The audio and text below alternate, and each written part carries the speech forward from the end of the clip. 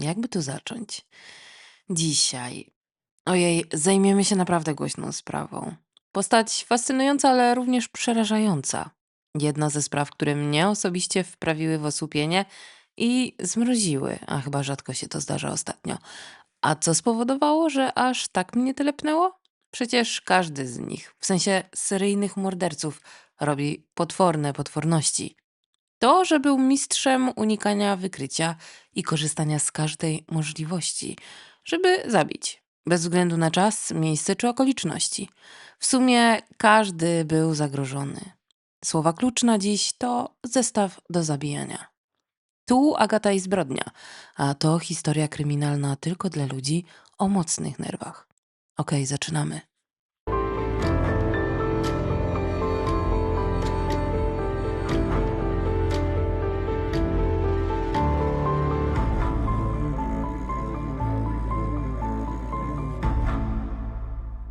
Jak zawsze na początku przypominam, żeby zasubskrybować mój kanał, bo to bardzo mi pomaga. Na pewno wtedy będziecie mogli mieć dostęp do wszystkich odcinków na bieżąco, o ile oczywiście włączycie powiadomienia. Również polubcie, udostępnijcie, skomentujcie ten odcinek, to też bardzo, bardzo jest ważne dla mojego algorytmu. I jeżeli macie ochotę, możecie wesprzeć mój kanał bądź zasubskrybować go, jeżeli słuchacie mnie na Spotify'u oraz możecie podbić ten odcinek. W opisie będzie link do zbiórki, gdzie możecie postawić mi kawę, za co również jestem Wam bardzo wdzięczna. No dobra. Israel Case, nasz dzisiejszy ananas, urodził się 7 stycznia 1978 roku i pierwsze lata swojego burzliwego życia spędził w miejscowości Cove w stanie Utah. Jego rodzicami byli Jeff i Heidi. I jak prawie każdą opowieść o seryjnym mordercy, rozpoczniemy z przytupem. Rodzina była inna. I to jest bardzo dyplomatyczne określenie, że tak powiem. Case'owie byli mormonami. I brońcie Panie Boże, nie jadę po mormonach, ale zapewne się domyślacie, że było ich tam jak mrówków. Bo Izrael był drugi z 10 dzieci, jakie na świat sprowadzili Jeff i Heidi. A to nie koniec z niespodziankami. Rodzina Case nie ufała władzom. Byli głęboko przekonani o totalnej korupcji i zepsuciu wśród władz. Nie uznawali też medycyny ani szpitali. Totalni antyszczepionkowcy. To prowadziło do maksymalnej izolacji w stylu Una Bombera. Mieszkali na odludziu, a każde z dzieci przyszło na świat w domu. Nie chodzili również do szkoły publicznej, bo to też było fuj. Więc Jeff i Heidi wzięli na siebie ciężar edukacji i nie muszę wam chyba mówić, że wiedza, jaką wkładali dzieciakom do głowy, nie była konwencjonalna. A taka indoktrynacja od najmłodszych lat prowadzi do dalszego alienowania się od świata. I tak sobie żyli, aż jeden z sąsiadów uznał, że to jest zbyt dziwne i niepokojące, dlatego zadzwonił do odpowiednich służb. Case'owie zostali wezwani do złożenia wyjaśnień, a kiedy te nie nastąpiły, pofatygowano się do nich osobiście. I doszło do awantury, bo Jeff nie wpuścił pracowników socjalnych, powołując się na swoje prawo do prywatności i inne takie tam w stylu amerykańskich fanatyków. Przegonił towarzystwo ze swojej posesji. Tylko że teraz powstał problem. Case'owie może i nie wierzyli w prawo i porządek państwa amerykańskiego, ale ono wierzyło w siebie i nie zamierzało odpuścić. Myślę, że Jeff Case zdał sobie z tego doskonale sprawę, bo zawinął siebie i swoją rodzinę i pojechał w siną dal. Na nową ziemię obiecaną wybrali stan Waszyngton, gdzie po sprzedaniu wszystkiego, co mieli i co się udało upłynnić w niewielkim czasie, kupili całkiem spory kawałek ziemi. Około 160 akrów. A że było to totalne odludzie, nie było drogo. Najbliższym miastem była miejscowość Colville. Ich nieruchomość położona była prawie na szczycie góry, więc to była naprawdę odosobniona twierdza, gdzie Case'owie nareszcie czuli się bezpiecznie.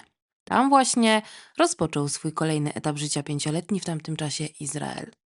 Życie nie było łatwe. Rodzina poza totalnym odosobnieniem musiała radzić sobie z brakiem prądu i dostępu do bieżącej wody. Jak tylko mogli, unikali wycieczek do miasta. Utrzymywali się z rolnictwa, zbieractwa oraz polowania w lesie. To był obóz przetrwania level hard. Oczywiście Heidi i Jeff kontynuowali edukowanie swoich dzieci na własną rękę. Z tym, że nie można tego nazwać konwencjonalną nauką. Nie uczyli się dodawania czy mnożenia, nie czytali Szekspira. Oni ryli na pamięć Pismo Święte i postępowali zgodnie z nim co do przecinka. Sami możecie więc domyśleć się, że takie warunki ryją beret strasznie. Kompletna izolacja też robi swoje. Zero perspektywy na nic. Rodzice wmawiali dzieciom, że inni ludzie to zło wcielone i należy ich unikać jak zarazy. Więc dzieciaki case'ów tak robiły. Normalnie fabryka paranoików. Pierwsze 7 lat życia w Nowym Królestwie spędzili w jednoizbowej chacie, gdzie wszyscy gnieździli się na kupie. Jak już wspomniałam, lęgli się tam u szczytu góry. Żadne z dzieciaków nie miało aktu urodzenia. Nikt nie widział lekarza, czy w sumie niczego nie znali poza drewnianą chatą, lasem i resztą rodziny. Nie posiadali żadnych dokumentów, numeru ubezpieczenia socjalnego. Byli jak duchy, nieistniejący dla świata. Tylko że kiedyś te dzieciaki musiały dorosnąć i nie było już miejsca w chałupie, więc starsze rodzeństwo, między innymi Izrael, koczowali cały rok w namiocie przed domem. A przypominam, że mieszkali w stanie Waszyngton. A zima oraz mieszkanie prawie na szczycie góry to nie spacer niedzielny. To sprawiało, że ten chłopak posiadał niesamowite umiejętności potrzebne do przetrwania, a to wykorzystał w późniejszym etapie swojego życia. Ale do tego jeszcze dojdziemy. Tu chciałabym wrzucić słówko od partnera tego odcinka, czyli wydawcy wspaniałej książki, jaką ostatnio miałam szczęście przeczytać. Topielica Anety Kisielewskiej to wciągająca powieść kryminalna, która porywa od pierwszego zdania.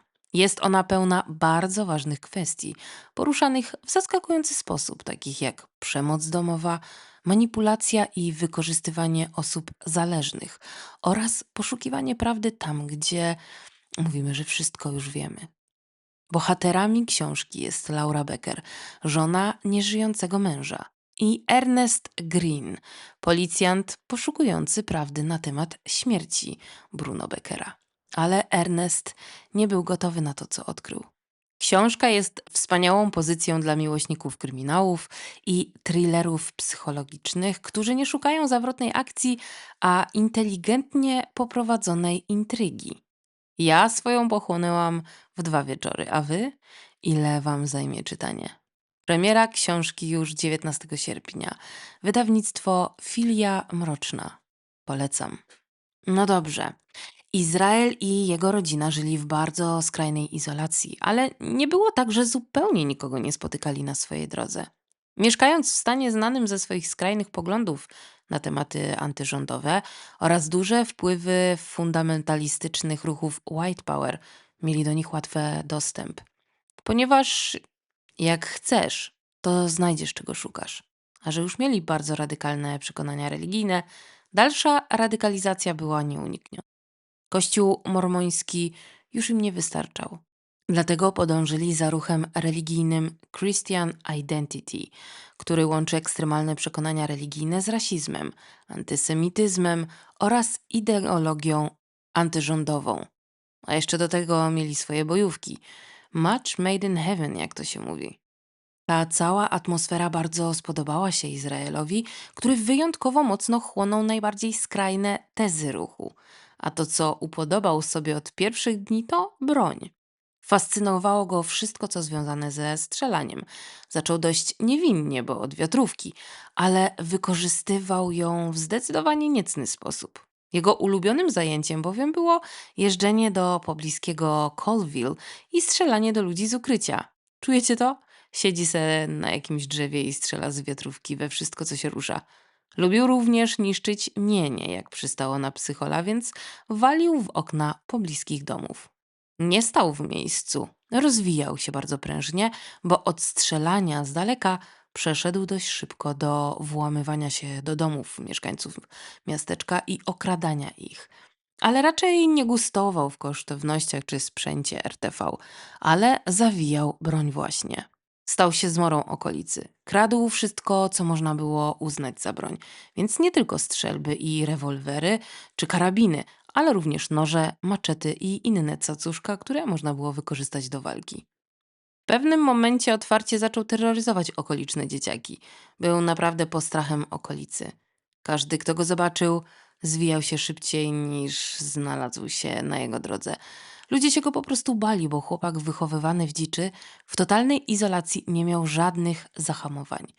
Nie umiał nawiązać zwykłych relacji z nikim. Jedyne co potrafił to przemoc, która wyzwolona została przez radykalne grupy, z którymi obcował. To, co było bardzo istotne dla tej opowieści i niesamowicie niepokojące, bo przypominam, że Izrael jest na razie jeszcze młodym chłopakiem, wczesnym nastolatkiem, to fakt, że Case uwielbiał obserwować ludzi. Jako chłopak, który od zawsze praktycznie mieszkał w dziczy, umiał idealnie wtopić się w krajobraz i to dokładnie robił. W cieniu przyglądał się życiu, jakby oglądał jakiś program na National Geographic. Ludzie byli dla niego obiektem zainteresowania, a swoją wiedzę zbierał z ukrycia, z dala od tych, których podglądał. Ale nie tylko na tym się skończyło, bo tak samo jak ludzi, lubił obserwować zwierzęta. Z tym, że one były dla niego źródłem pożywienia, więc odbieranie im życia nie budziło u niego żadnych emocji. Aż do momentu, kiedy okazało się, że jednak może i z tego mieć coś więcej niż tylko obiadek. Jak przystało na szanującego się psychopatę, zaczął zabijać zwierzęta dla samego zabijania. Nie tylko, żeby zanieść Heidi coś na stół. A im brutalniej to robił, tym większą satysfakcję odczuwał. Swoich umiejętności nie umieszkał wypróbować nawet na domowym kocie. I nie będzie to przyjemny fragment. Jedna z jego sióstr miała właśnie kota, którego Izrael bardzo nie lubił. Głównie dlatego, że on nikogo nie lubił. Ale najbardziej irytowało go to, że kot grzebał w śmieciach. Rozrzucał je, a on był odpowiedzialny za sprzątanie tej części posesji, więc cała praca spadała na niego. Więc zagroził siostrze, że jeśli jeszcze raz kot odwali taki numer, to on go zabije. Dobrze, kto kiedyś tak nie powiedział w złości, niech pierwszy rzuci kamieniem. Podejrzewam, że siostra też tak pomyślała, że to tylko takie głupie gadanie. Och, jak bardzo się myliła. Izrael dorwał kota w stylu maniaków z Dniepropietrowska. Przywiązał zwierzaka do drzewa i strzelił do niego, trafiając w brzuch. Ale biedna kocina nie zginęła od razu. Przerażony kot biegał wokół drzewa, szukając ucieczki albo pomocy, nie wiem. Kot w pewnym momencie zaczął wymiotować, cały czas miaucząc przerażająco, a kat śmiał się w niebogłosy przez cały czas, pokazując, że cierpienie zwierzaka sprawiało mu niesamowitą przyjemność. Całe zdarzenie miało kilku świadków. Akcję widziało kilkoro dzieciaków z sąsiedztwa i oni, w odróżnieniu od Izraela, nie bawili się dobrze. To był ostatni raz, kiedy ktoś poszedł z Case'em dobrowolnie do lasu.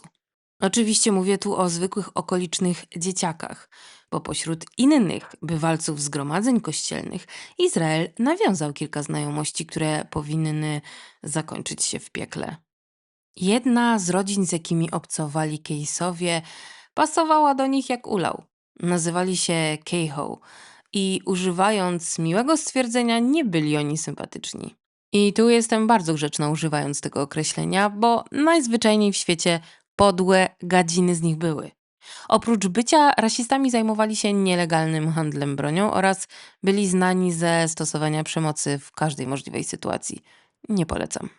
Najbardziej z Izraelem związali się dwaj bracia, Chevy i Shane, którzy sami zasługują na oddzielny odcinek, ale nie będę o nich tu opowiadać. Ale powiedzmy, że raczej nie mieli oni dobrego wpływu na Izraela, który sam z siebie wykazywał niepokojące zachowania. A te dwa pieszczochy jeszcze bardziej pchnęły Case'a w odrażającą stronę. Przenieśmy się zatem do roku 1997. To był kolejny raz, kiedy rodzina Izraela się przeprowadziła i zamieszkała w miejscowości o nazwie Morpin w stanie Oregon. Izrael miał już 19 lat i zaczynał szukać swojej drogi w świecie. Przede wszystkim postanowił poinformować swoją rodzinę o tym, że od pewnego czasu miał wątpliwości co do wiary, jaką wyznawała jego rodzina. Lata surowych zasad forsowanych przez rodziców zaczęły wychodzić mu bokiem. Do tego stopnia, że właśnie w 1997 roku poinformował rodziców, że jest ateistą i że odchodzi od kościoła. Nie zaskoczy nikogo, że Jeff nie poklepał syna po plecach i nie powiedział, że daje mu miejsce na jego rozterki i że zawsze będzie go kochał mimo wszystko. Ojciec się tak wkurzył, że doszło prawie do rękoczynów, a na koniec wywalił syna na kopach. Ta rodzina zdecydowanie nie uznawała bezstresowego wychowania. Ale na tym się nie skończyło. Ekskomunika była totalna. Nie tylko został wyeksmitowany, to jeszcze rodzice zabronili pozostałym członkom rodziny rozmawiać z Izraelem. Jedyne co mu zostało to szukać schronienia u swoich przyjaciół, Cheviego i Shane'a. A tu dupa, bo ich rodzina opuściła Oregon, zostawiając Izraela samego. Nie bardzo wiedząc, co ze sobą zrobić, tułał się trochę z kąta w kąt. Łapał dorywcze prace tu i tam i nie ma za wielu jasnych informacji o tym, co porabiał dokładnie. Aż do roku 1998, kiedy postanowił, że wstąpi do wojska. Uznał to za idealne rozwiązanie. Nie miał za bardzo gdzie się podziać, a ciągnęło go przecież do broni i zabijania, to czemu nie? Plus będzie miał dach nad głową, żarcie i jeszcze zarobi na tym, co lubił. A jak udało mu się wstąpić do armii, skoro nie miał ani aktu urodzenia, ani numeru ubezpieczenia socjalnego? W sumie bardzo prosto. Izrael nie był niewiniątkiem i na swojej drodze poznał kilka osób, które dobrze wiedziały, jak zdobyć fałszywe papiery i takie sobie załatwił. Jego służba nie była jednak wyjątkowo długa. Zaciągnął się w lipcu 1998 i służył m.in. w Fort Lewis w stanie Waszyngton. Odbył również kilka misji zagranicznych, m.in. był w Egipcie, ale swoje żniwo zebrało wychowanie Case'a. Izrael kompletnie nie rozumiał świata. Nie wiedział, czym jest futbol, nie umiał korzystać z większości sprzętów elektrycznych czy elektronicznych, nie znał muzyki, co było naprawdę dziwne. Kompletnie nie rozumiał, o czym rozmawiają jego koledzy i koleżanki, co sprawiało, że był niesamowitym wyrzutkiem i zachowywał się bardzo niezręcznie podczas interakcji z innymi. Mimo niepowodzeń, Izrael postanowił wykorzystać czas w wojsku najlepiej jak się tylko dało. Nie było już nad nim surowych rodziców, więc poszedł w wir imprez. Alkohol i narkotyki poszły w ruch. Odkrył również uciechy cielesne i dał zarobić niejednej prostytutce w okolicach bazy. Zgłębiając temat seksualności, odkrył, że lubi również seks z mężczyznami, ale nie rezygnował z kobiet. Uznał, że jest bi. Ogólnie czas spędzony w armii był dla niego wspaniały. Uwielbiał porządek, jaki tam panował. Zapewne była to pewnego rodzaju namiastka domu rodzinnego. Dodatkowo survival to był jego konik, plus zabawy z bronią. Orgazmiczna uczta. Bawił się świetnie, jednak wszystko co dobre szybko się kończy. W 2001 roku popełnił o jeden błąd za dużo. Jechał na bani i złapali go żandarmi. Dostał zarzuty prowadzenia pod wpływem alkoholu i ostatecznie zwolniony ze służby. Ten etap zakończył z hukiem. Mniej więcej w tym samym czasie, gdy został wydalony ze służby, poznał kobietę o imieniu Tammy. Miała ona korzenie rdzennoamerykańskie i mieszkała w rezerwacie w okolicy Bay w stanie Waszyngton. Związek rozwijał się dość szybko i Tammy zaszła w ciążę. Ale tu małe zaskoczenie, zważywszy, że Izrael skończył jak skończył. Bo zgodnie ze wszystkimi źródłami i tym, co mówili ludzie, którzy znali go osobiście, Izrael był bardzo dobrym i opiekuńczym ojcem oraz partnerem. Dziecko, jakie przyszło na świat, było dziewczynką, która otrzymała imię Sara. Również świetnie wpasował się w lokalną rdzenną społeczność. Pracował jako pracownik budowlany i naprawiał wszystko w okolicy. Normalnie jakby ktoś przełączył pstryczek w jego głowie. Od dziwaka i odludka, który morduje zwierzęta dla zabawy, do normalnego ojca rodziny, który popija piwko z sąsiadami. Ale tak właśnie się stało. Izrael dobrze wpasował się w lokalsów. Jedyne, co było dość dużym problemem, choć o dziwo nie było uznawane jako wielki kłopot, to fakt, że Case nadużywał alkoholu. I to naprawdę w stopniu znacznym, no ile można to tak nazwać. Podobno potrafił wypić jedną butelkę whisky dziennie. Tak, dziennie. I do tego kilka piw. Ja nie wiem, jak on funkcjonował. Przecież po takiej ilości alko to on raczej stać nie mógł, więc nie wiem, jak niby był dobrym ojcem, partnerem i jeszcze pracował na budowie i pomagał sąsiadom. Trochę to sprzeczne informacje, ale takie właśnie znalazłam. Tami opowiadała, że prosiła Izraela, żeby nie marnował życia i zdrowia. Pytała, dlaczego to robi, a on odpowiadał jej, że jest złym człowiekiem i że ma drugą ciemną stronę, którą próbuje powstrzymać przed wyjściem na zewnątrz. Przerażające wyznanie, znając zakończenie tej historii. Rok 2001 był również rokiem, kiedy prawdopodobnie Case postawił pierwszą kreskę na ścianie. Podejrzewa się, że wtedy popełnił swoje pierwsze morderstwo, ale zanim do tego doszło, poczynił próbę, która nie powiodła się. Był rok 1997, mniej więcej w czasie, kiedy opuścił dom rodzinny, przechodził fascynację satanizmem, ale raczej bardziej jako oznaka buntu przeciw rodzicom i ich wierze, niż naprawdę go to interesowało. Nawet walnął se dziarkę na szyi ze starym dobrym pentagramem, tak żeby wszyscy wiedzieli. Wtedy też targały nim strasznie silne żądze cielesne. Jak do tej pory jego wianuszek siedział na miejscu, a on buzował i kipiał. I ta żądza wzięła nad nim górę pewnego dnia nad rzeką The Shoots. A dlaczego tam był i dokładnie kiedy? Niestety nie wiem, bo ta sytuacja nigdy nie została zgłoszona na policję. Izrael pewnego dnia nad rzeką zauważył kilka bardzo młodych dziewczyn płynących pontonem po spokojnej wodzie i postanowił, że dziś zamorduje.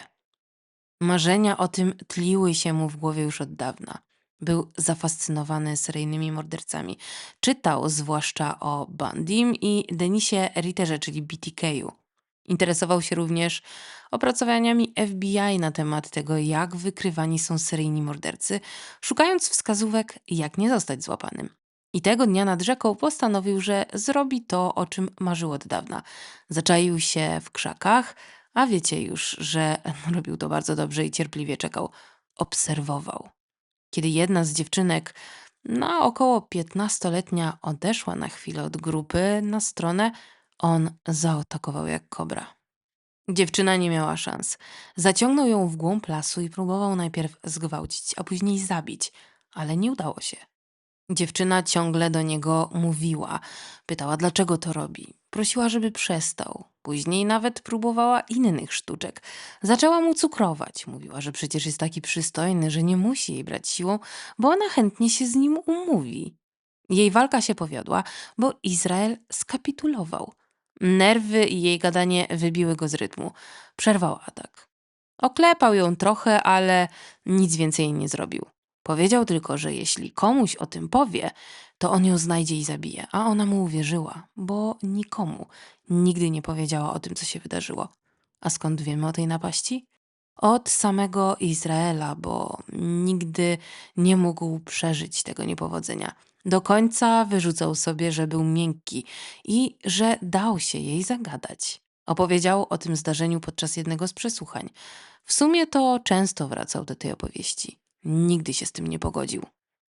Ten atak nie powiódł się, ale jak wspomniałam, w 2001 roku prawdopodobnie popełnił swoje pierwsze morderstwo. W jeziorze niedaleko Bay znaleziono ciało młodej kobiety.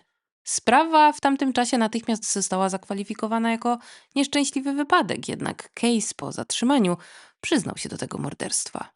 Kolejna sprawa, do której przyznał się Izrael, to zabójstwo małżeństwa. Nie ma w sumie żadnych wiadomości na temat tej sprawy. Nie znamy tożsamości ani miejsca, gdzie tego czynu dokonał. Jest to tylko to, co sam Case powiedział podczas rozmowy z policją. Do zdarzenia doszło gdzieś między 2001 a 2005 rokiem. Zgodnie z jego słowami, mężczyznę zatłukł, a kobietę udusił. Potem w latach 2005 i 2006 znaleziono dwie kolejne ofiary. Były to dwa zupełnie oddzielne przypadki. Ciało jednej z nich wrzucono do jeziora Crescent w stanie Waszyngton. Izrael ponownie przyznał się, że to on za tym stał. Warto jednak wiedzieć, że choć Izrael później twierdził, że to on stał za tymi morderstwami, sprawy te nie zostały do tej pory rozwiązane. Niektóre z tych morderstw miały miejsce na odludziu, co również pasuje do modus operandi Izraela. Przecież on uwielbiał siedzieć w lesie i obserwować. Wybierał więc osoby, które były na wędrówkach lub odłączyły się od większej grupy. Jednak choć nie można udowodnić mu tych zbrodni, uważa się, że okres między 2001 a 2007 rokiem był pewnego rodzaju okresem treningowym dla Izraela. W tym czasie ćwiczył swoje umiejętności i dochodził do wprawy. Bo to, z czego jest najbardziej dziś znany, to jego skrupulatność, skuteczność i bezwzględność. Przejdźmy więc do kolejnego rozdziału w życiu Izraela, bo w sumie można to tak nazwać. Był rok 2007. Case miał wtedy 29 lat. Jego sielanka w rezerwacie trwała już jakieś 7 lat, jednak nad jego rodziną zebrały się ciemne chmury. Tami bowiem ciężko zachorowała na raka macicy i musiała zostać poddana histerektomii, czyli usunięciu macicy. I jak to bywa w krainie mlekiem i opioidami płynącej, uzależniła się od leków przeciwbólowych. Była naprawdę w złym stanie, co doprowadziło do tego, że z Izraela wyszło to, że był gównozjadem. Zamiast opiekować się swoją kobietą, matką swojej córki, on rozpoczął internetowy romans, który przerodził się w oficjalny związek. Zostawił więc Tami, zabrał Sarę i pojechał na Alaskę do swojej nowej miłości, Kim. Wszyscy razem zamieszkali w Anchorage i teoretycznie wszystko było nadal w porządku. W sumie poza tym, że był dupkiem, bo zdradził i zostawił Tami, nie można mu było niczego zarzucić. Znowu wpasował się w okolice jak kameleon. Szybko nawiązał nowe znajomości, co zważywszy na jego początki było mimo wszystko zaskakujące. Założył nawet firmę budowlaną, Case Constructions, która całkiem dobrze sobie radziła. Łapał co chwilę nowe zlecenia. Ludzie mu ufali. Wszystko szło naprawdę spoko. Aż można by zapomnieć, że w tym momencie, zgodnie z jego późniejszymi słowami, był już aktywnym seryjnym mordercą z 5 ofiarami na liczniku. To nie były przelewki, ale nikt nie miał jeszcze najmniejszego pojęcia. Ogólnie wyglądało to tak, jakby każda kolejna ofiara dawała mu kopa pewności siebie. Stawał się bardziej charyzmatyczny, przyciągał ludzi na swoją orbitę. Z wyobcowanego chłopaka zmienił się w centrum wszystkiego, ale nie tylko jego osobowość czy biznes kwitły. Jego mordercze zapędy też weszły na wyższy poziom. Facet miał plan. Chciał popełnić morderstwo idealne, nie do wykrycia. Nie był pierwszy, co chciał zrobić taki wyczyn i mam wrażenie, że ci, co bardzo chcieli, akurat zawsze przedobrzyli i nie wyszło z tego nic. Prędzej randomowo zaciukasz kogoś i nigdy się nikt o niczym nie dowie. I w sumie, jakby nie patrzeć, tego pierwsze 5 morderstw takie było, co nie? Idealne, bo do dnia dzisiejszego nie są rozwiązane i nie jest potwierdzone, że to Izrael był za nie odpowiedzialny. No ale on miał ambicje w swoim mniemaniu popełnić idealne morderstwo. I w sumie miał do tego zadatki, bo był cierpliwy i miał spore umiejętności. Ale szkolił się jak tylko mógł. Czytał książki o seryjnych mordercach i, jak już wspomniałam, studiował opracowania FBI na temat wykrywania morderców. Łykał wszystko, co wpadło mu w ręce na temat kryminologii i kryminalistyki. Był przez to bardzo arogancki w swoim mniemaniu o sobie. Był święcie przekonany, że jego to nie spotka. Nikt go nie złapie i się o niczym nikt nie dowie. A on będzie się napawał, oglądając swoje dzieło i śledząc poczynania policji. Stworzył sobie pewne zasady, według których miał postępować. Przede wszystkim nigdy nie zabijać blisko domu. Zawsze wybierać nieznane miejsca, żeby nikt go z nimi nie powiązał. Nie atakować 2 razy w tym samym miejscu. Wybierać zawsze przypadkowe miejsca. To miał być klucz do sukcesu. Jego ofiary musiały znajdować się jak najdalej od niego, żeby nie było żadnego powiązania. A że mieszkał na Alasce, postanowił, że zabijać będzie w innych stanach, tylko nie u siebie. Druga bardzo ważna sprawa to typ ofiary. Seryjni mordercy mają zazwyczaj swoje modus operandi, między innymi typ ofiary, który naprowadza z czasem na ślad sprawcy. On postanowił, że nie będzie skupiał się na jednym rodzaju ofiary. Obojętnie, czy to będzie mężczyzna, czy kobieta, jakiej rasy i czym się zajmuje. Jedyne, czego się trzymał, to zasada nigdy dzieci. Od kiedy sam został ojcem, nie był sobie w stanie wyobrazić, że mógłby skrzywdzić dziecko, co jest niesamowicie ciekawe. Jak to jest możliwe, że osoba, która obsesyjnie marzy o mordowaniu, ma w sobie jednak pokłady empatii w stosunku do kogoś? Nie atakował również ludzi, o których wiedział, że mają dzieci. Fascynujące, ale trzeba przyznać, że opcja z różnymi ofiarami była bardzo rozsądna. No i oczywiście to, z czego jest najbardziej znany, czyli jego słynne zestawy do zabijania. Izrael przygotowywał te zestawy, by móc dokonać swoje idealne morderstwo. W skład takich zestawów wchodziły różne przedmioty, w tym rzeczy do krępowania ofiar, jak opaski zaciskowe i liny, a także taśma klejąca.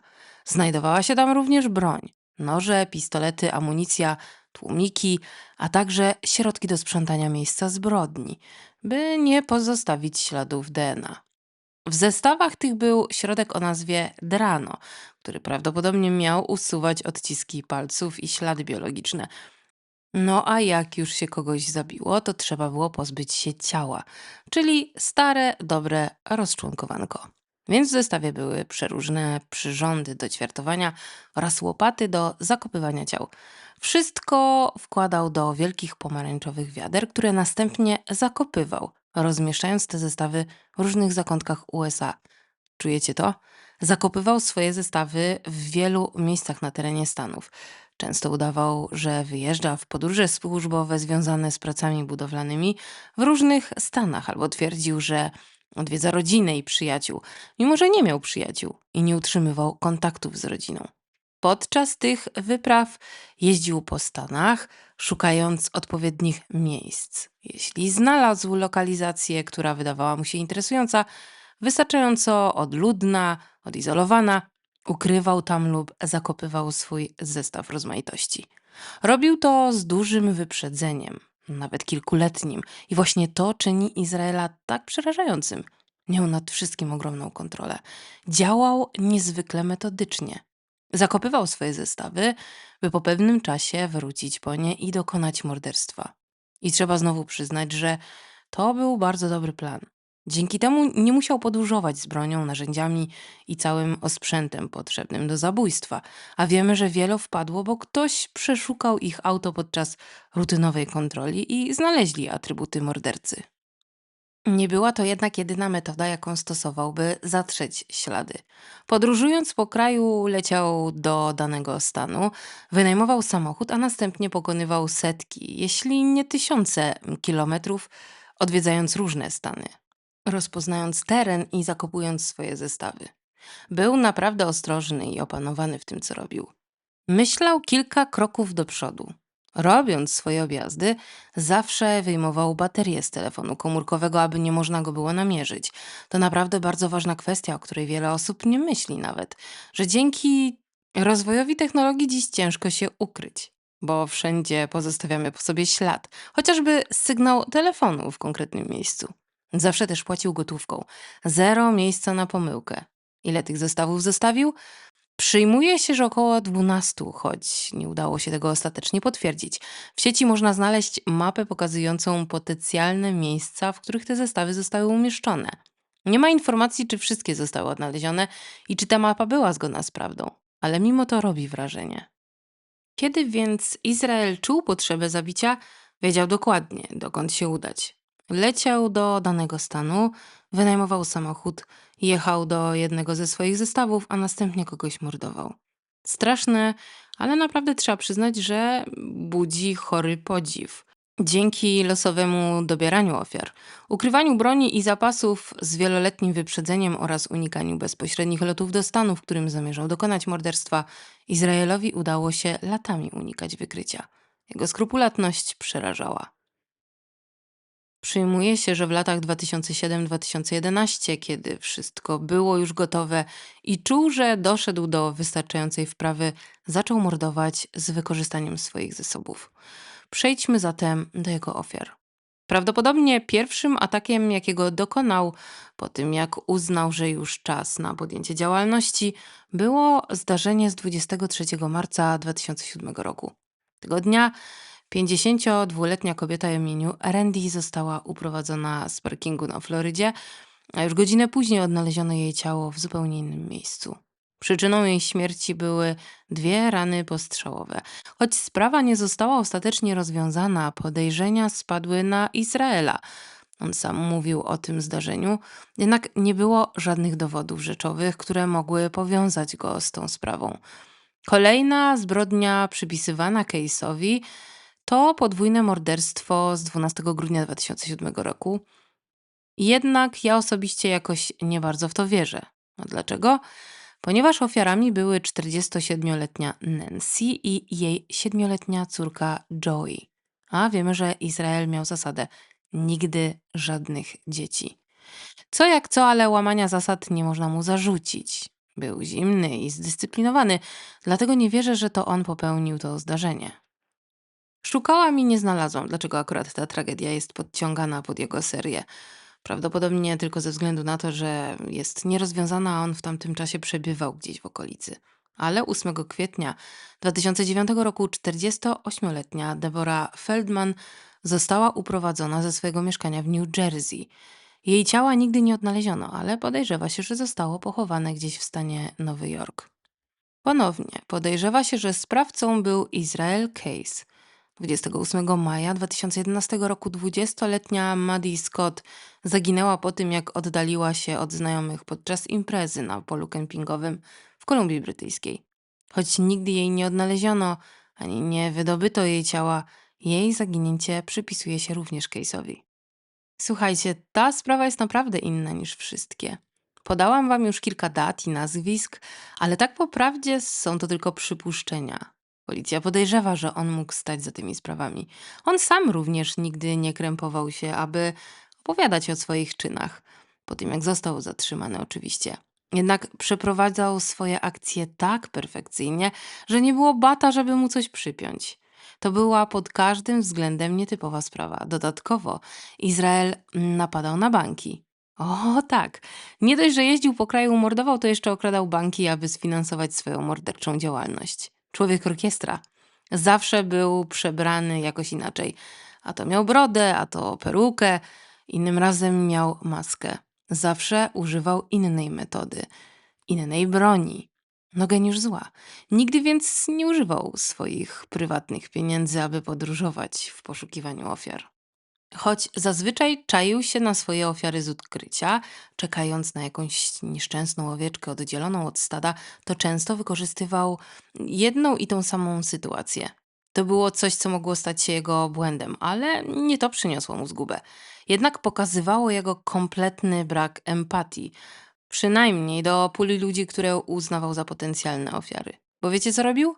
Jeździł w miejsca, gdzie doszło do jakiejś katastrofy, na przykład pożar, tornado, powódź i tam przebierał jak w ulęgałkach.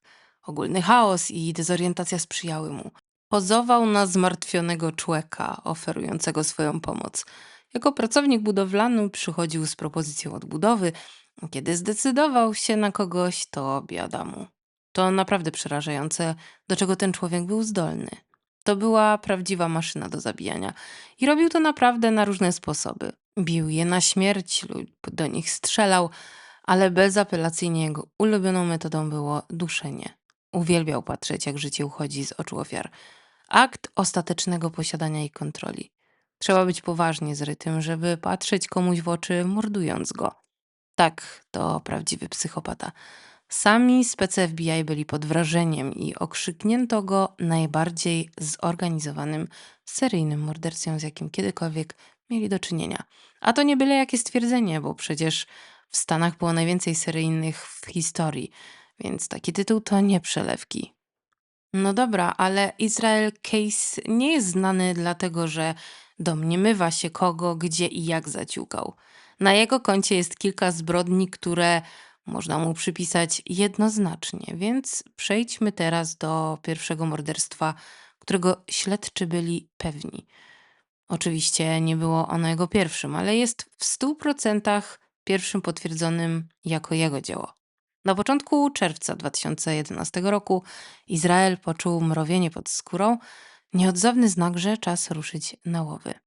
Poleciał z Anchorage do Chicago, tam wynajął samochód i standardowo wyjął baterię z telefonu komórkowego, aby nie dało się go namierzyć.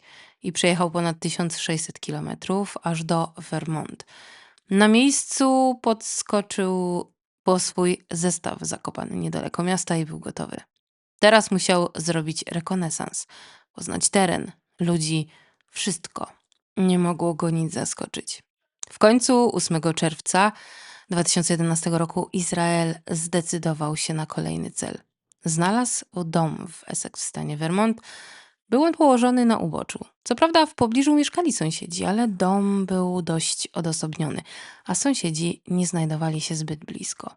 Upewnił się, że w domu nie ma dzieci ani psów. Dzieci wiadomo, a pies mógł narobić chaosu, zanim się go pozbył, więc po co ryzykować? Nie miał potrzeby udowadniać przed samym sobą, że umie mordować. Był pragmatyczny. Im prościej, tym lepiej. Zero śladów. Szukał też domu z garażem, połączonym z budynkiem mieszkalnym. Łatwy punkt dostępu. Ludzie zazwyczaj nie zamykają drzwi między tymi częściami domu. Uznał zatem, że ten dom jest idealny. Odhaczył wszystkie punkty na swojej liście. Dom należał do Billa i Lorraine Kurierów. On pracował w klinice weterynaryjnej, a ona pracowała jako pomocnica w przychodni lekarskiej. Byli bardzo spokojnymi, sympatycznymi ludźmi po 50. Na tyle mili, że nie mieli wrogów, ale również trzymali raczej siebie nawzajem, bez jakichś fajerwerków wśród sąsiadów. Niestety to właśnie sprawiło, że Izrael uznał ich za idealne ofiary. Zaatakował późnym wieczorem 8 czerwca 2011 roku. Zaczaił się przed ich domem i czekał. Zanim wszedł do domu, przeciął kable telefoniczne, uniemożliwiając swoim ofiarom wezwanie pomocy oraz rozłączył alarm. Kiedy upewnił się, że wszystko jest ok, policja nie została powiadomiona przez przerwę w dostawie prądu do sieci bezpieczeństwa. Wiedział, że wszystko idzie zgodnie z planem. Czekał zatem, aż ofiary zasną, żeby zaatakować. Kiedy znowu upewnił się, że droga wolna, wyłamał okno w garażu i dostał się do środka. Później, zgodnie z samymi słowami Izraela, w ciągu zaledwie 5 sekund stał w sypialni państwa kurier, gotowy do działania. Ubrany był w ubranie moro, a na głowie miał latarkę, aby oświetlić sobie drogę. Jak tylko stanął w sypialni, nie czekał. Zaatakował gwałtownie śpiących spokojnie mieszkańców domu. Ten atak przypominał mi to, co robił Ramirez. Ogólnie ta sprawa mi go trochę przypomina. Te różne ofiary, różne sposoby zabijania, napaści w domach. Jakoś tak od razu moje myśli powędrowały w tym kierunku. Ale co dalej z Billem i Lorraine? Tylko gorzej niestety. Para spała, kiedy nastąpił atak. Samo to było dla nich szokiem, a tu jeszcze latarka prosto w zaspane oczy. Kompletna dezorientacja. To właśnie był plan Izraela, bo to ułatwiało mu zadanie. Skrępował ich i zaczął plądrować dom. Czy chciał coś ukraść? Ciężko powiedzieć. Raczej nie potrzebował takich akcji, zwłaszcza, że co niby miał zrobić z fantami. To nie pasowało do jego czystych akcji. Ale może chciał zmienić policję? Nie ustosunkował się do tego faktu. Kiedy skończył, zabrał kluczyki samochodowe należące do kurierów, a samą parę, nadal związaną, zaprowadził do auta i odjechał z nimi. Fakt, że garaż był połączony z domem, umożliwił mu ten manewr. Podróż śmierci była okrutna. Bill i Lorraine nie mieli pojęcia, co się dzieje. Nie znali napastnika, choć zdążyli się mu już przyjrzeć. To również było przerażające, bo skoro nie ukrywał twarzy, to mogło oznaczać, że nie brał się rozpoznania, czyli nie zamierzał ich wypuścić. Całą drogę milczał, ale Bill za to nawijał jak Katarynka. Izrael podczas zeznań stwierdził, że kurier ewidentnie starał się go zagadać i zagrać na jego emocjach. Opowiadał o sobie, o jego żonie, o tym, że mają rodzinę, przyjaciół, czym się zajmują. Starał się ze wszystkich sił, ale my wiemy, że to nic nie dało, bo Izrael nie miał zamiaru odpuścić. Od czasu dziewczyny nad rzeką poprzysiągł, że nigdy więcej nie puści nikogo. Do samego końca nie mógł sobie wybaczyć, że puścił tą dziewczynę. Bill starał się opanować sytuację i pocieszyć żonę. Ciągle pytał, o co chodzi, że to na pewno pomyłka, że to nie o nich mu chodzi. Nie wierzył, że od tak ktoś postanowił ich wybrać i skrzywdzić. Zauważył również, że Case miał specyficzną postawę i ruchy. Domyślił się, że napastnik był wojskowym. A że sam służył w armii, postanowił w ten sposób nadgryźć Izraela. Ale to też nic nie dało. Choć Case przyznał, że gdyby było w nim choć trochę zawahania, to pewnie ta próba by się powiodła, bo nawet mu się dobrze słuchało kuriera. Ale i tak kontynuował swój plan. Kiedy dotarli na miejsce, czyli do starego, opuszczonego gospodarstwa, pierwszego z samochodu wyciągnął Billa. Zaciągnął go do piwnicy. Tam mocniej związał i pobił bardzo dotkliwie. Nie chciał go zabić, ale po prostu pobić miał na to ochotę. Następnie wrócił do Lorraine, która nadal była w aucie. Tylko że kiedy podszedł bliżej, skapnął się, że babeczka zwiała. Oj, piekło i szatani. Wściekł się strasznie. Nie tak to planował, a nic go tak nie wkurzało jak utrata kontroli. Ale miał przewagę, bo Lorraine była przecież związana i nie miała pojęcia, gdzie jest, więc szybko udało się ją dogonić. Ale nerwy miał zszargane. Odebrała mu poczucie władzy. Postanowił je odebrać. Zabrał więc kobietę do budynku, nie do piwnicy, na piętro. I tam pobił ją i bardzo brutalnie wykorzystał. I robił to tak, żeby Bill, który leżał w piwnicy, wszystko słyszał. To było coś, co go nakręciło. Odebrał to, co mu zabrano. Całkowitą kontrolę. A wiecie, jak uczcił swój sukces? Jak paw, dumny z siebie, wyszedł na zewnątrz odsapnąć trochę na świeżym powietrzu, bo przecież spracował się okrutnie. A żeby uczcić sukces, zapalił sobie cygaro. Jak już ochłonął, wrócił do Lorraine i bez ceregieli udusił ją gołymi rękami. Później zszedł na dół dobić Billa, który zdołał uwolnić się z więzów, ale nie mógł daleko odejść z powodu obrażeń ciała. Izrael po prostu podszedł bez słowa i odebrał mu życie, oddając w jego kierunku strzał. Zadanie wykonane. Teraz czas na posprzątanie bałaganu. Oczywiście wszystko miał gotowe, bo miał ze sobą swój zestawik. W ruch poszedł udrażniacz rur, czyli nasz polski kret. Oblał nim ciała Lorraine i Billa, żeby pozbyć się wszystkich śladów biologicznych, jakie mógł zostawić. Kiedy poskwierczały chwilę, a on uznał, że już styka, zawinął, co z nich zostało w folię, a następnie zakopał w piwnicy. Ogarnął resztę syfu, po czym wrócił do auta kurierów i pojechał do ich domu. Tam zostawił ich samochód, a wsiadł do swojego wynajętego, by udać się do stanu Nowy Jork, aby pozbyć się broni i tłumika, którego użył. Oddał auto i wrócił do Anchorage, jakby nigdy nic.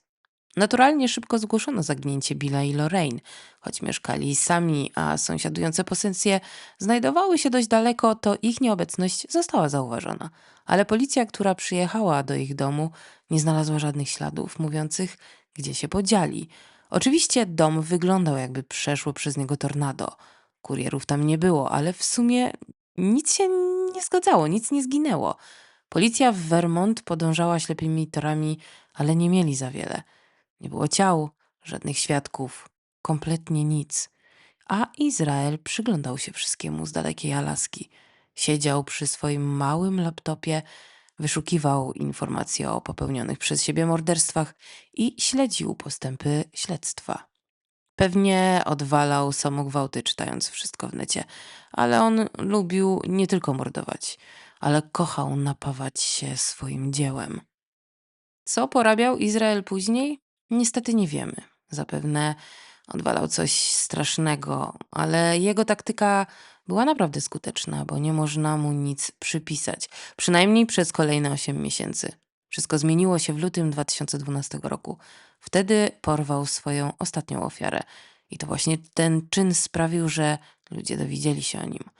A to, co zrobił, to jedna z najbrutalniejszych rzeczy, o jakich czytałam. Mnie osobiście bardzo wstrząsnął los Samanty Koning, czyli ostatniej ofiary Izraela Case'a. Kim zatem była ta dziewczyna? Samantha urodziła się w Anchorage na Alasce 30 sierpnia 1993 roku. Była jednym z 6 dzieci, a w chwili zdarzenia miała 18 lat. Była bardzo popularną młodą kobietą, taką, której nie można było nie lubić. Miała dar otwierania wszystkich, którzy z nią mieli do czynienia, a kiedy weszli w jej orbitę, pozostawali przy niej. Uwielbiała spędzać czas z rodziną i przyjaciółmi. Zawsze słuchała bardzo głośną muzykę i śpiewała w niebogłosy, kiedy myślała, że nikt jej nie widzi. I kochała zwierzęta. Jej życie było naprawdę szczęśliwe. Szło dokładnie w tym kierunku, w jakim chciała. Miała chłopaka, którego szczerze kochała, a po lekcjach pracowała jako baristka w kawiarni Common Grounds Coffee. Nie do końca wiem, czy można to nazwać kawiarnią. To bardziej wyglądało jak taki mały sklep ze stoiskiem gastro. W każdym razie był to taki malutki kiosk. Nie można było nawet wejść do środka, tylko podejść do okienka i zamówić kawę albo coś sobie kupić. No wiecie, o co mi chodzi. Taki sklepik czynny był 24 godziny na dobę i to było to, co najbardziej martwiło ojca Samanty. Praca w nocy to nie jest spacer po parku. Ale dziewczyna uspokajała go. Przecież będzie siedziała w środku, będzie monitoring i przycisk alarmowy. No i przecież zna okolice. Czuła się bezpieczna. Nie miała jednak pojęcia, że Izrael już od jakiegoś czasu obserwował ten kiosk i postanowił, że go obrabuje, a być może nawet porwie baristkę, jeśli nadarzy się okazja. I zapewne wy tak samo jak ja pomyśleliście, że co? Jak to? Przecież on mieszkał w Anchorage, więc było to całkowite odstępstwo od jego dotychczasowego schematu działania, ponieważ wcześniej nigdy nie popełniał przestępstw w pobliżu domu, więc czego postanowił to zrobić? Nie wiadomo, czy stał się zbyt pewny siebie, czy był leniwy, czy może szukał mocniejszych wrażeń. Mogło być tak, że ukrywanie swojej działalności szło mu tak dobrze, że znudził się faktem, że tylko on wie o tym, co robił. Może szukał większego dreszczyku, emocji, a popełnienie morderstwa na swoim terenie taki miało mu zapewnić? Nikt tego nie wie, ale decyzja zapadła, a los Samanty został przesądzony. 1 luty 2012 rok. Izrael Case uznał ten dzień za doskonały do ataku. O godzinie 20 podszedł do okienka i zamówił americano. Samantha przyjęła zamówienie i odwróciła się, żeby je przygotować. Kompletnie nieświadoma tego, komu robi tę kawę. Ale kiedy odwróciła się z gotową kawą, zamarła, bo klient zamiast podać jej kasę, trzymał w ręce broń. Wyobrażacie to sobie?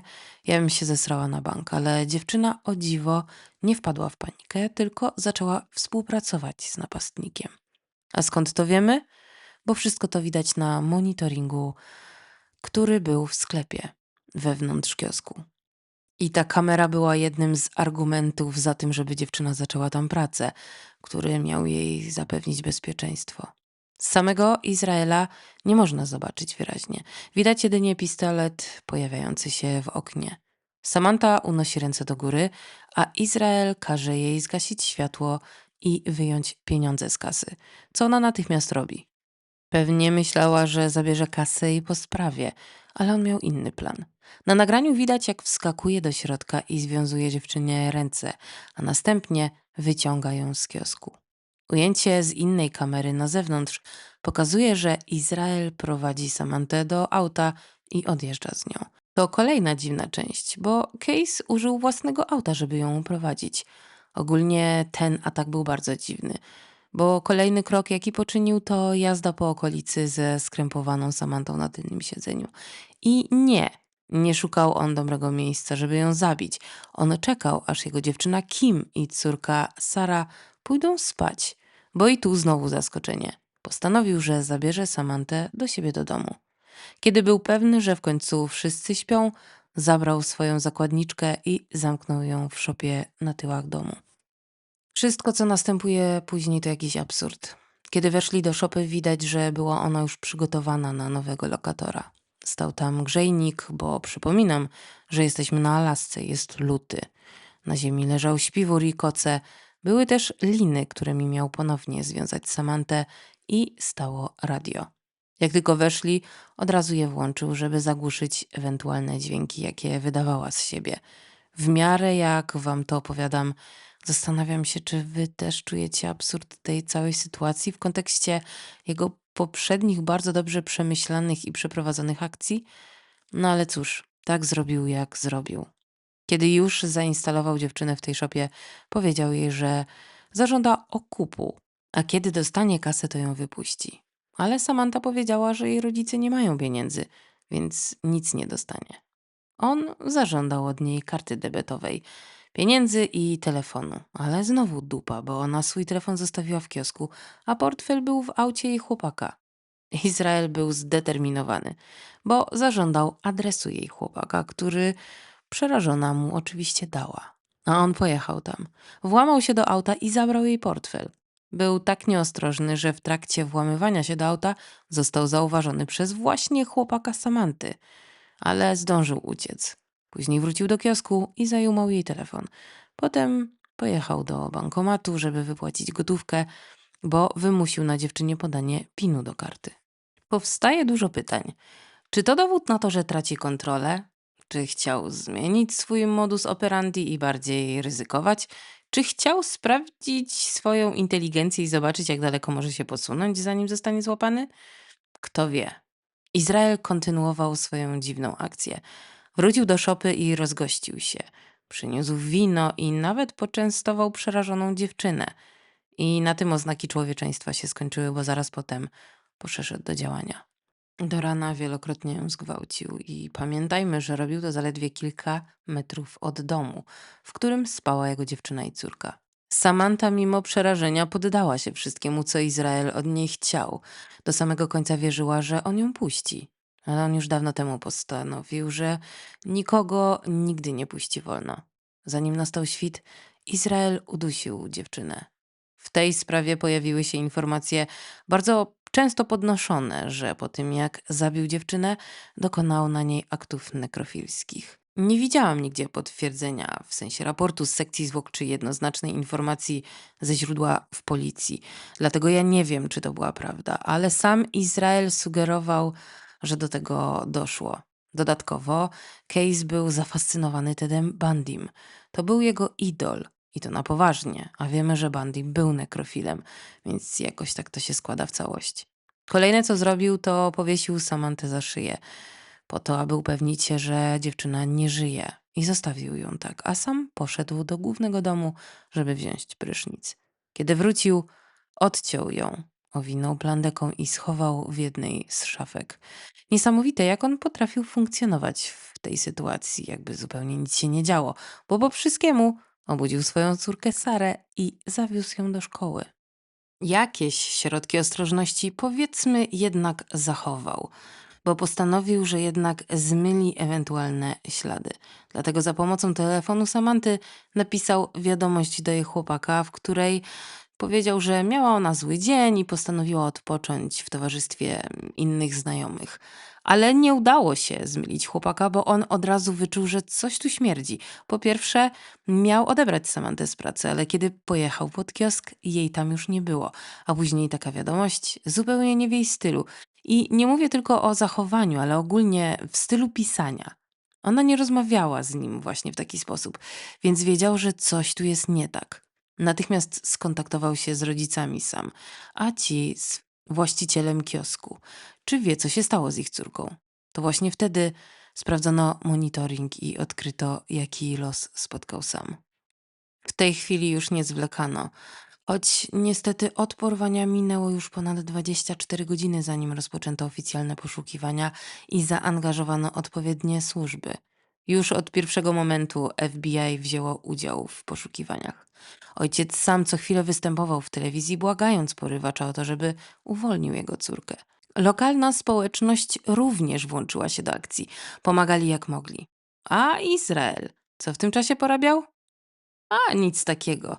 Tylko popłynął na 2-tygodniowy rejs po Karaibach z dziewczyną i córką. No tak, bo czego nie. Rodzina sam odchodziła od zmysłów. Błagała. Ona leżała martwa w szafce w szopie. A Izrael siorbał drinki z palemką i pływał z delfinami. No bosko.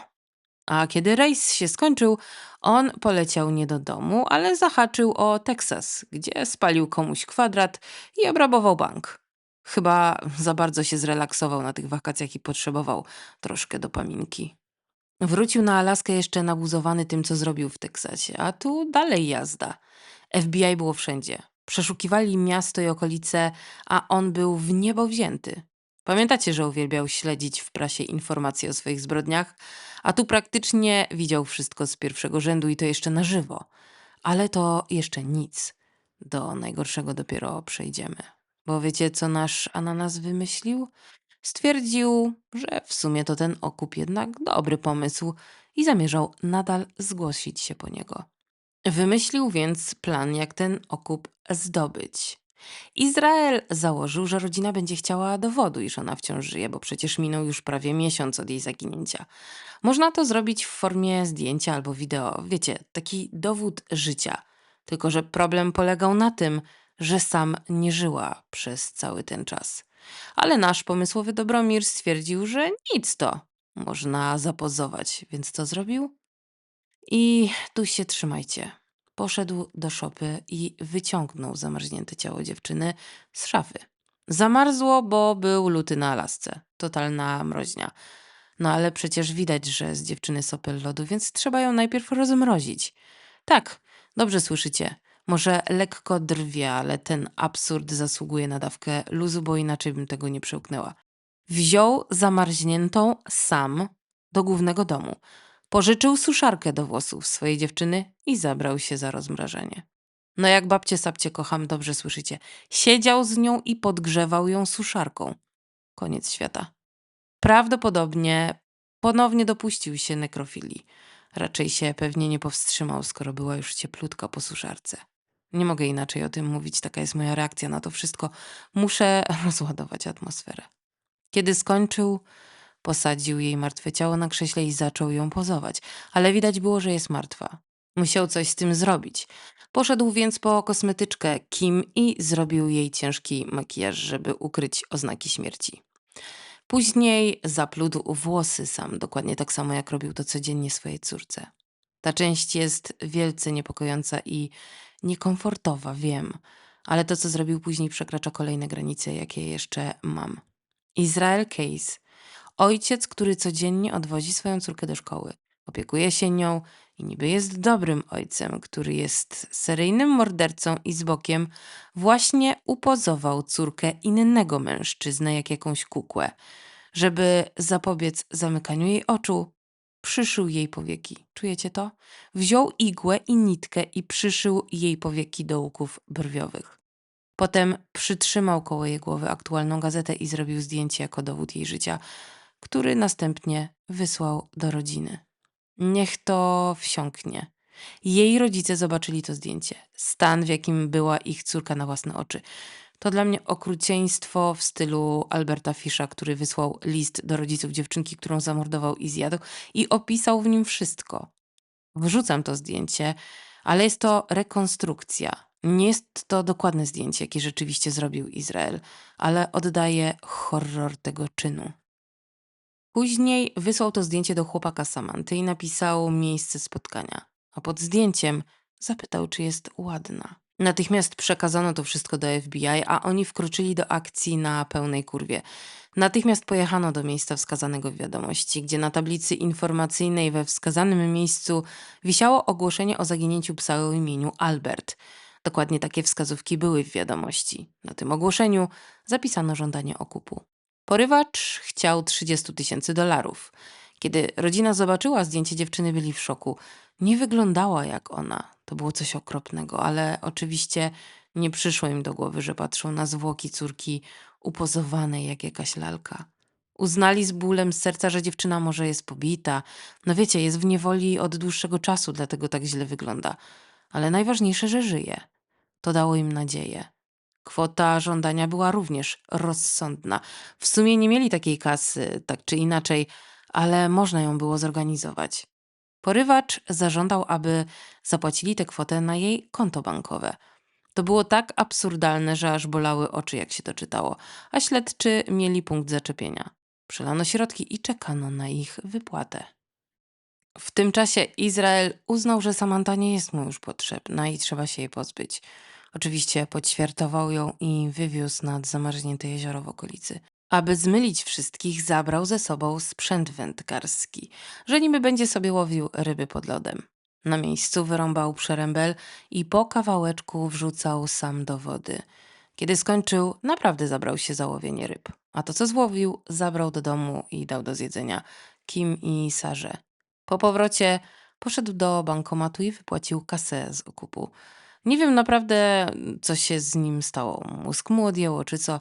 Był tak zupełnie innym człowiekiem, tak nieodpowiedzialny i nieuważny. A może się poddał po prostu, bo to zupełnie nie był ten sam cierpliwy i metodyczny predator co wcześniej. Przecież to było logiczne, że policja i FBI śledzą gotówkę, a on po prostu poszedł i wypłacił kasę. Pojechał jeszcze do 2 innych bankomatów i tam wypłacił kolejne kwoty. Jak tylko policja dostała sygnał z systemu, że pieniądze poszły w ruch, Wysłano funkcjonariuszy na miejsce, ale oczywiście Izraela już tam nie było. Niby się wywinął tym razem, ale nie na długo, bo kontynuował drogę ku zakładzie. Kierunek, jaki obrał, to Teksas. Najpierw poleciał do Las Vegas, ale nie po to, żeby przytupać kasę. Postąpił jak kiedyś. Był to tylko przystanek. Wynajął tam auto i pojechał do Teksasu na rodzinne wesele. Jakiś czas wcześniej odnowił kontakty z rodziną, z którą nie widział się od lat. A w drodze na to przyjęcie korzystał z karty bankomatowej sam, co oczywiście śledziła policja i FBI. I pewnie myślał, że jest sprytny, bo używał przebrania, kiedy wyciągał kasę. Wiecie, kamery i te sprawy, tylko że popełnił błąd. Bo jego może i nie dało się rozpoznać, ale w kadrze widać było białego Forda Focusa, którym podróżował. Bingo. Podano więc lokalnym władzom opis auta i rysopis podejrzanego. To wystarczyło. 13 marca 2012 roku funkcjonariusz teksańskiej drogówki w Lufkin zauważył białego Forda Focusa prowadzonego przez mężczyznę odpowiadającego rysopisowi. Nie chcąc go spłoszyć, nie zbliżał się do niego, ale zaczął śledzić kierowcę. Czekał, aż ten popełni jakiś błąd, a gdy kierowca zaczął przekraczać prędkość, to był znak do interwencji. Zatrzymał auto i aresztował Izraela. Bardzo szybko przeprowadzono ekstradycję na Alaskę i tam zaczęło się porządne śledztwo oraz seria słynnych już przesłuchań Izraela Case'a. Gdy usiadł naprzeciwko agentów FBI, pierwszą rzeczą, jaką powiedział, było: jeśli chcecie, żebym mówił, potrzebuję kawy americano ze Starbucksa, batonika Snickers i cygara. Agenci postanowili spełnić jego żądania. Wszystko, żeby dowiedzieć się o losie Sam. Naturalnie nie mieli zupełnie pojęcia, że trafili na prawdziwego seryjnego mordercę. Byli przekonani, że będą rozmawiać tylko o Samancie. Tylko że nadal mieli nadzieję, że dziewczyna gdzieś jednak żyje. Ale on odpalił się jak raca. Powiedział bez żadnych ogródek, że dziewczyna nie żyje i to od dawna. Ta wiadomość zdruzgotała wszystkich. Nie tylko rodzinę Sam, ale również agentów FBI, którzy w tym momencie czuli się, jakby stracili swoją własną córkę. Kolejnym krokiem było oczywiście wydobycie z Izraela informacji o tym, gdzie ukrył ciało Samanty, ale Case nie zamierzał być pokorny. Stawiał następne głupie żądania. Kolejna kawa, kolejny baton. Kiedy dostał to, co chciał, mówił bez oporów, co zrobił z jej ciałem. Agenci FBI udali się nad jezioro i faktycznie odnaleźli szczątki Samanty. Ale sposób, w jaki obszedł się z jej ciałem, sprawił, że FBI zaczęło podejrzewać, że Izrael może odpowiadać za znacznie więcej niż tylko Samantę. Sposób, w jaki opisywał jej morderstwo, jej przerażająco chłodny sposób, mówił o wszystkim rzeczowo, zachowując spokój i swobodę, jakby opowiadał na pytania o pogodę. Nikt, kto mnie zna, czy znał kiedykolwiek i wie o mnie cokolwiek, nie powie wam niczego, co pokrywałoby się z tym, co ja wam mówię, bo w gruncie rzeczy jestem dwiema różnymi osobami. I jedyną osobą, która wie o tych rzeczach, o których wam opowiadam, jestem ja. Tak Izrael powiedział podczas przesłuchania. Agenci ciągnęli go za język dalej, licząc, że wyzna więcej rzeczy, za jakie był odpowiedzialny, bo byli już o tym przekonani, że Sam nie była jedyna, ani tym bardziej pierwsza. Powiem wam wszystko pod jednym warunkiem. Moje nazwisko nie trafi do prasy. I to było dość spore zaskoczenie, bo on nie chciał rozgłosu. Nie chciał, żeby ktokolwiek o nim mówił. Większość seryjnych morderców po schwytaniu wręcz pragnie rozgłosu, a tu nic z tych rzeczy. I to jest to, co było niesamowite w przypadku Izraela. Jemu najbardziej zależało na tym, żeby jego ukochana córka nigdy nie dowiedziała się o tym, co jej tata robił, kiedy nie był z nią. Może i zabrzmi to źle, ale dla mnie to trochę smutne, że kochał Sarę tak bardzo, a jednocześnie był potworem dla innych. Nie chciał, żeby musiała dorastać w cieniu jego zbrodni. Ostatnim jego żądaniem lub w sumie prośbą było otrzymanie kary śmierci i natychmiastowe wyznaczenie terminu wykonania jej. Izrael chyba nie do końca czaił, że FBI nie ma takiej władzy, bo oczywiście nie mogło dać mu dokładnie tego, czego chciał. Nie mogli wyznaczyć daty egzekucji ani nawet orzec kary śmierci. To mógł zrobić tylko sąd. Ale karmili jego delulu, mówili, że jak będzie z nimi współpracować, to oni załatwią wszystko. Ta gra w kotka i myszkę trwała kilka miesięcy. Tańczyli wokół siebie, agenci zabiegali o niego, jak zakochany chłopak osacza swoją pierwszą miłość. Ale powoli, po troszeczku, Izrael zaczął opowiadać, co kryło się w jego zgniłym umyśle. Nie wysypał się ze wszystkiego od tak. Dawkował informacje po troszeczku. Nie przeszedł od razu do mięsa. Opowiadał wszystko. Swoje dzieciństwo, wszystko, co sprawiło, że stał się taki, jaki był. Agenci dali mu czas i uwagę. Byli cierpliwi i to się opłacało, bo Izrael ewidentnie chciał o tym wszystkim powiedzieć. Później opowiadał o wojsku, o pragnieniu zabijania, wszystko. Od 14 roku życia wiedziałem, że są rzeczy, które uważałem za normalne i właściwe, a których nikt inny za takie nie uważał.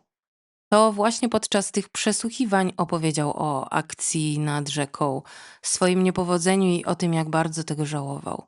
Ale nie, że zaatakował. Nie, nie. O tym, że nie doprowadził wszystkiego do końca. Zdradził swoje modus operandi. Powiedział o podróżach, napadach na banki, o zestawach śmierci. Często podczas tych rozmów śmiał się dziwnie, nerwowo. Było to bardzo niepokojące, zwłaszcza słuchając, o czym mówił w momencie, kiedy chichotał. Dopiero po miesiącach krążenia wokół tematu przeszedł do zabójstwa Billa i Lorraine Kurierów. Zszokował tym wyznaniem, bo sprawa była dość znana w kręgach policji i innych służb, więc rozwiązanie tej zagadki było satysfakcjonujące. Początkowo uznano, że ściemnia. Miesiące obcowania z nim nauczyły agentów, że choć może i prosił o anonimowość, to lubił mieć publiczność, więc może zmyślał. Ale kiedy zaczął podawać niepokojące szczegóły na temat tej sprawy, zwłaszcza takie, o których nie mógł wiedzieć nikt inny jak tylko sprawca i same ofiary, zaczęto go słuchać uważnie i sprawdzać fakty. Na koniec powiedział, gdzie zakopał zwłoki. Miejscowa policja szybko udała się na miejsce wskazane przez Izraela, ale tam była lipa, bo do tego czasu dom pary został wyburzony, a wszystko łącznie ze szczątkami wywieziono na wysypisko. Ale znaleziono informacje w dzienniku budowy mówiące o tym, że pracownicy czuli obrzydliwy zapach w piwnicy domu, zanim zaczęli ostateczną rozbiórkę. Ale choć fakt ten był zauważony, nic w sumie z tym nie zrobiono i kontynuowano pracę. Po odkryciu wszystkich okoliczności podjęto próbę odnalezienia Billa i Lorraine. Poszukiwania trwały 12 tygodni na lokalnym wysypisku, jednak niczego nie odnaleziono. Izrael uznał ten fakt za wyjątkowo zabawny. Takie zrządzenie losu to już jakiś kosmiczny żart. Ale przestało mu być do śmiechu, kiedy okazało się, że podczas akcji przeszukiwania wysypiska do lokalnej prasy przedostały się informacje na temat osoby podejrzewanej za to podwójne morderstwo. Case wściekł się nie na żarty. Poczuł się oszukany. Zaufał agentom. Nawiązał z nimi pewnego rodzaju nić porozumienia. Pewną intymną więź, która właśnie została zerwana. Przestał z nimi współpracować. Agenci wiedzieli, że dali dupy. On był skarbnicą wiedzy i potencjalnie był odpowiedzialny za wiele innych zbrodni. Ale teraz Izrael się obraził i nie chciał z nimi rozmawiać. Dlatego przez kolejne miesiące starali się naprawić to, co zepsuli. Nie dało się może wrócić do tego, co było na początku, ale od czasu do czasu zdradzał im jakieś informacje. Między innymi o morderstwach, które popełnił w Waszyngtonie i innych stanach. Ale choć było to bardzo prawdopodobne, że zrobił wszystko, czym mówił, nie odnaleziono ani ciał, ani narzędzia zbrodni. Nic, co pozwoliłoby na potwierdzenie jego słów. Dlatego większość jego zbrodni jest nadal domniemana. Ale agenci FBI też potrafili łączyć fakty. Każda informacja, jaką podawał Izrael, sprawdzali pod kątem osób zaginionych w tamtych okolicach i udało się. Zebrano więc zdjęcia zaginionych i pokazano je Izraelowi, licząc na to, że kogoś rozpozna i powie, co z nim zrobił. Jedno z nazwisk spośród tych, które przygotowano, wyjątkowo pasowało do tego, co myśleli śledczy. Brzmiało ono Deborah Feldman. Pamiętacie? Wspominałam o niej na początku. Kobieta zaginęła w 2009 roku w New Jersey. Case przebywał w okolicach w czasie, kiedy kobieta zginęła, a na jego komputerze w historii wyszukiwań znaleziono ślady o tym, że Izrael wyszukiwał informacji na jej temat, zwłaszcza o śledztwie w sprawie jej zaginięcia. Więc czekano niecierpliwie, aż Case trafi na jej zdjęcie. I nie rozczarowali się. Jego reakcja była gwałtowna. Zamarł na chwilę, wpatrywał się w jej zdjęcie przez pewien czas, po czym powiedział, że nie jest gotowy, żeby o tym rozmawiać. Choć nie było to w sumie, jednak było przyznanie się do winy. Choć dawał mnóstwo informacji, nigdy nie podawał konkretów. Pytany, ile zabił osób, mówił w kółko, że mniej niż tuzin. Próbowano go brać pod włos, ale nigdy się nie złamał i nie zdradził konkretnej liczby. Ta gra w kotka i myszkę trwała 7 miesięcy. Niby owocnych, a zarazem kompletnie nieudanych. Ale wszystko zakończyło się nagle szokując zaangażowanych w to śledztwo. Bo 2 grudnia 2012 roku strażnik więzienny przeprowadzający rutynową kontrolę wszedł do celi Izraela i znalazł go martwego. Izrael odebrał sobie życie, a sposób, w jaki to zrobił, był bardzo przemyślany i skuteczny. Udało mu się przemycić maszynkę do golenia do swojej celi. W nocy z 1 na 2 grudnia zabrał się za robotę. Najpierw przeciął sobie żyłę wzdłuż nadgarstka. Żeby uniknąć wykrycia, zbierał lejącą się krew do kubka i wylewał do zlewu. Zanim stracił przytomność, zawiązał sobie na szyi prześcieradło, żeby po tym, jak właśnie zemdleje, ciężar ciała dociążył go i ostatecznie zakończył jego życie. Udało mu się. Rano było już dawno po wszystkim, gdy strażnik zajrzał do jego celi. Po odnalezieniu ciała Izraela okazało się, że zostawił on list pożegnalny. Liczył on 4 strony. A FBI miało wielką nadzieję, że w tym liście mężczyzna wyznał dodatkowo prawdę i podał wskazówki dotyczące swoich pozostałych ofiar. Jednak był to tylko długi, chaotyczny, trochę w stylu jakby wiersz. Pod jego łóżkiem znaleziono również 12 kartek papieru, na których Izrael namalował 11 czaszek własną krwią oraz 1 pentagram. To upewniło agentów, że ostateczna liczba ofiar Case'a to 11. Ostatecznie Izrael odszedł na własnych zasadach, wygrywając tę rozgrywkę. Nadal kontynuowano postępowanie w tej sprawie, ale było ono bardzo trudne. Bez jego pomocy krążyli po omacku w morzu możliwości. Jedyne, co udało się znaleźć, to kilka zestawów do zabijania, jakie pozostawił rozrzucone po całym kraju.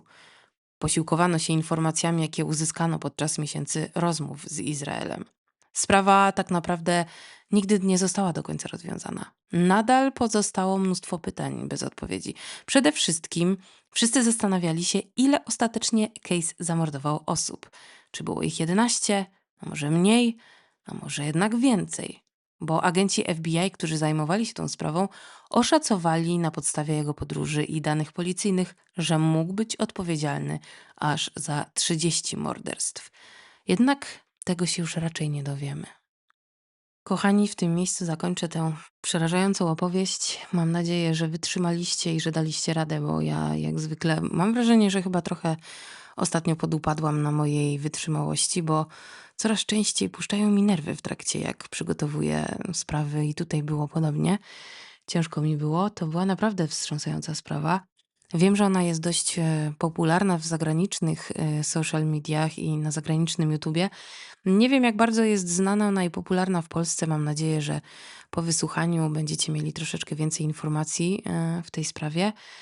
Ja wam serdecznie dziękuję, że byliście ze mną. W ogóle bardzo wam dziękuję, że w ogóle jesteście zawsze ze mną, bo moja liczba obserwujących, liczba słuchaczy przede wszystkim jest spora, jest przede wszystkim stała i zazwyczaj widzę te same osoby, więc bardzo, bardzo serdecznie was pozdrawiam i ściskam wszystkich, którzy piszą do mnie komentarze. Już was zaczynam, zaczynam, już was rozpoznaję bardzo dobrze i wiem, z kim sobie piszę.